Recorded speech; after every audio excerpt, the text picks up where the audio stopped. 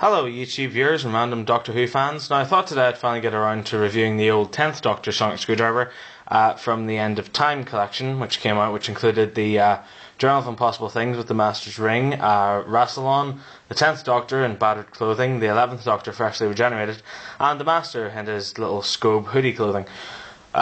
So this is the very first and the original Doctor Who 9th Doctor sonic screwdriver, should I say. It's just been repackaged in the End of Time packaging, like I say. It is pretty cool. Yeah, I can't even talk today.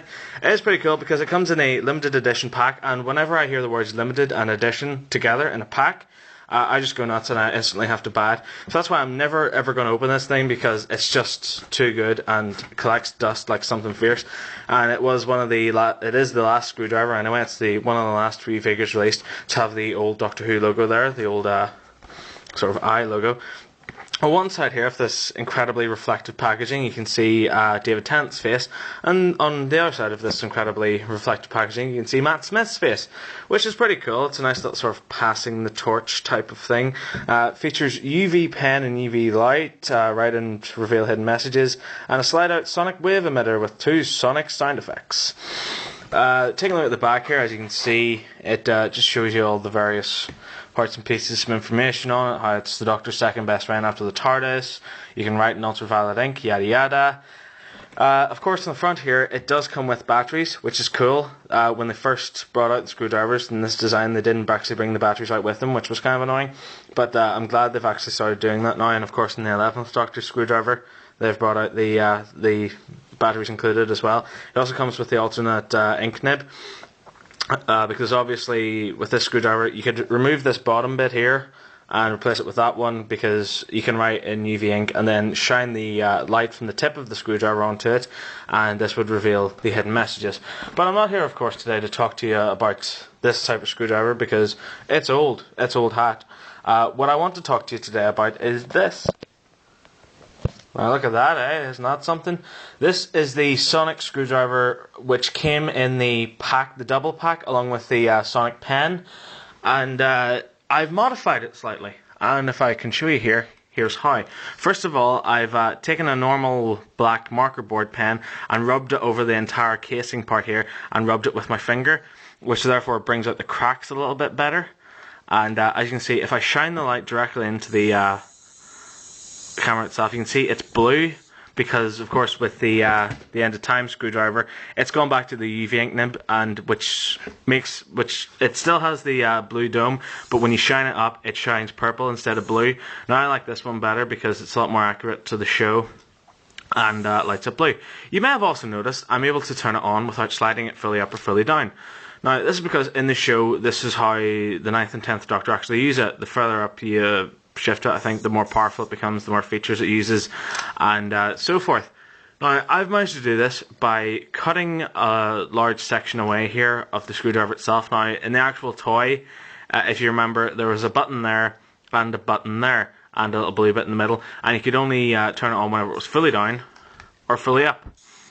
What I've done with it here is I've taken it apart, and underneath it there's a little sort of normal button, and I've used some double-sided tape, and I've cut off this section here, and I've taped one of the buttons onto it here, so therefore you can push it in, but it also slides up. As you can see, whenever I slide the emitter up, the button moves with the emitter, so no matter where it is, I can turn it on and use it, and it means it's a lot more similar to the one in the show. Now to do this, you need to take off this part of the screwdriver, unscrew it, take the entire top out of it completely, and break off the little part in the middle, save one of the little buttons, put it to one side, use a file to file this out so it's all completely straight and allows the button to move. When you have this top part of the screwdriver out, put a little bit of double-sided tape on this section, put it back in again, take your little button, push it on, push it into place. It should hold fairly well.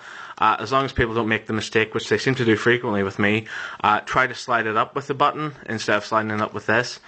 Of course, in the show, the button is located on this part of the screwdriver, so as he slides it up, he can turn it on.